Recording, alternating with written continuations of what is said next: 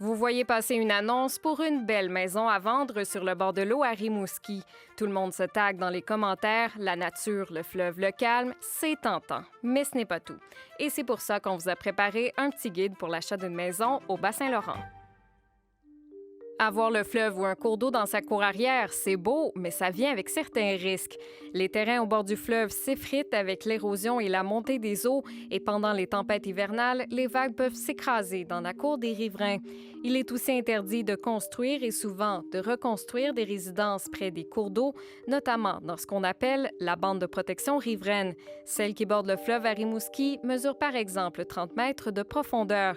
Ces informations se retrouvent sur le certificat de localisation de la propriété. Le Bas-Saint-Laurent, c'est loin des grands centres et c'est grand.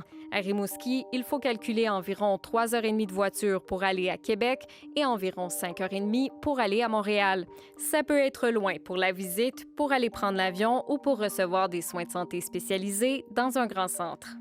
Ici, il faut aussi penser les distances à parcourir en kilomètres et non en temps à attendre dans le trafic. Quand on dit que ça prend 30 minutes pour faire Rimouski-Montjoly, c'est pour 35 kilomètres.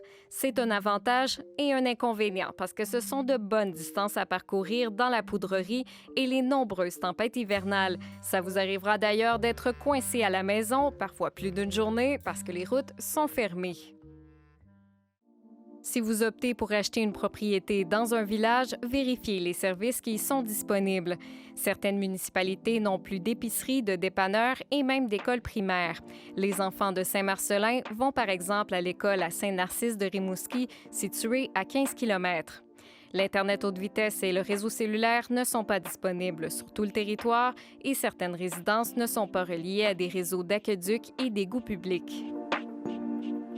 Si vous voulez acheter un terrain pour construire une résidence, il est important d'en vérifier le zonage. Si le terrain est en zone agricole et que vous n'êtes pas agriculteur, il n'est pas permis d'y construire une résidence, à moins que le terrain mesure au moins 1 km² et à certaines conditions.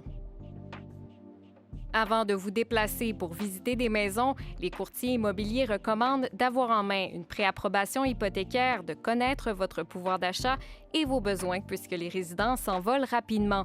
Pensez aussi à passer quelques jours dans le secteur qui vous intéresse plutôt que de prévoir uniquement un aller-retour pour visiter des résidences. Dans un marché où les offres sont nombreuses, il peut être tentant d'enlever la clause d'inspection pour rendre son offre plus alléchante. Il est toutefois recommandé de toujours faire inspecter une résidence avant de l'acheter, même lorsqu'elle est récente, pour éviter les mauvaises surprises. Ici, Bas-Saint-Laurent.